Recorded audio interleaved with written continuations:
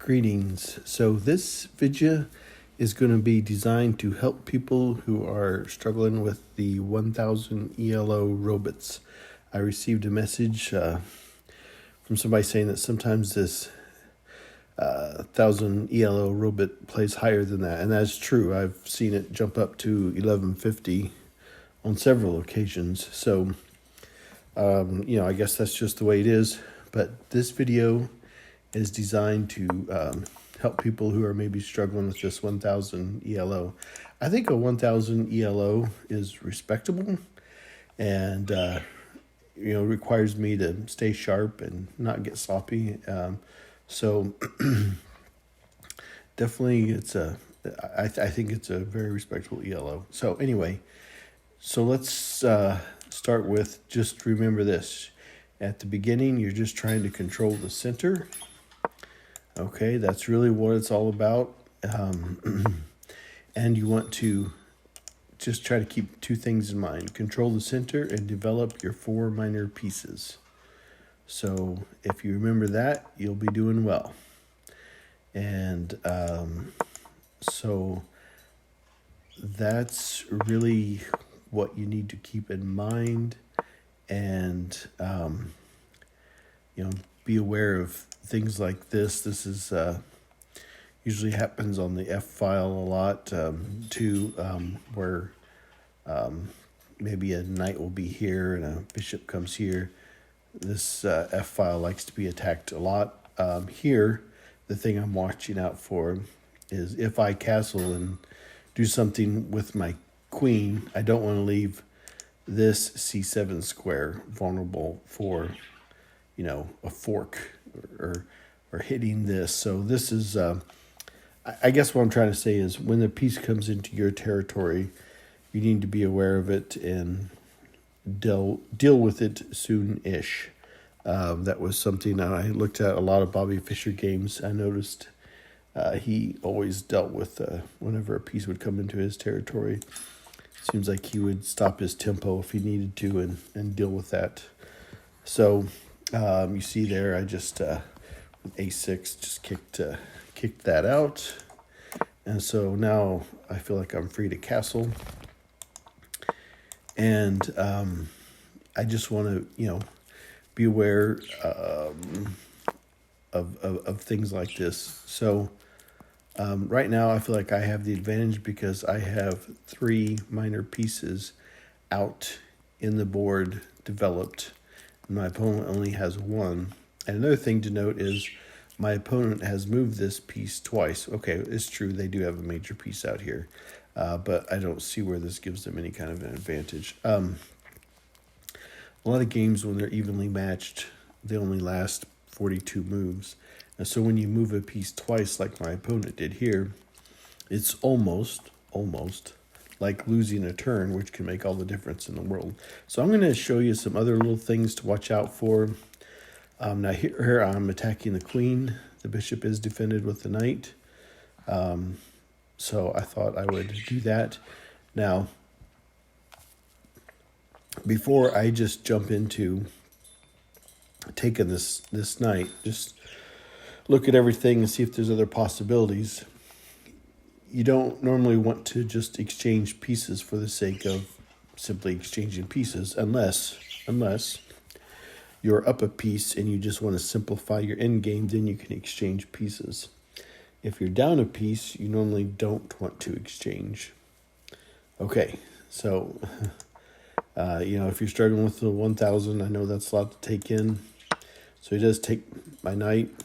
That frees me up to take the queen. I think of that as like these little moves like this, like a peekaboo trick, if you will. Okay, and I took with this pawn just because it's this pawn is already in the center of the board, the E and D file, and this one is not. So I want to work towards the center and towards the king. Okay, so hopefully that will help. Those little differences is what makes all the difference in the world. So now I see that the king is blocked in. So I don't want to put my knight up against the edge of the board because it now controls a lot less squares as opposed to where it's being in the center. But I really wanted to do this right here. And that square is protected by the knight, but I get a pawn and I'm forcing my opponent to make moves, okay? So that's what you want to do, is your opponent never has a chance to set anything up because they're always just being forced to move. They're getting knocked around, if you will. And so here, now I just picked up 2 pawns, and I've got pressure on this rook, and the king is pinned in. That's an absolute pin. Sometimes I and other chess players have a habit of calling that a hard pin. Either one is acceptable from what I've seen. All right, so rook is worth 5 points. Your bishop and your knight is worth 3 points, if you want to think of it that way, if that helps you. So your 2 rooks together are worth 10 points. Your queen is worth 9. So believe it or not, 2 rooks are more powerful than a queen, if you're new to chess, and maybe that can help you. So sometimes if you're in a situation, you can do calculations to help to see if you end up with a higher number than your opponent, then maybe the exchanges are worth it, is usually how that works, unless there's something going on with position. Okay, so here, this e-file is semi-opened. It's semi-open because there's only 1 pawn on it. And so usually you want to get a major piece under it and own it. The D file is also semi-opened, and I have a major piece on it, and it's lined up with the king. So this is very good for me. This is very good. This is what I want to try to do. This creates pressure on my opponent. Okay, I'm trying to make this a quicker video. And again, C file, semi-opened, and my opponent's king is on it. Is that one I should own? Absolutely. Okay, so like I said, this video is designed for if you're struggling with this 1000 row. But now I have major pieces lined up underneath my opponent's king. So again, this is very good. And it's pretty much lost at this point for this ski Magnus.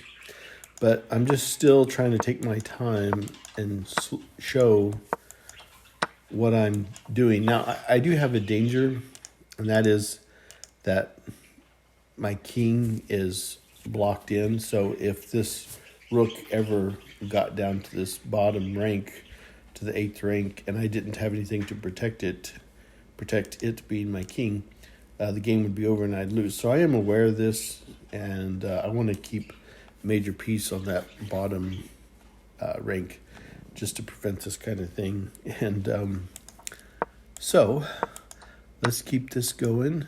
And again, I'm just using my pieces together, and I'm working around the king.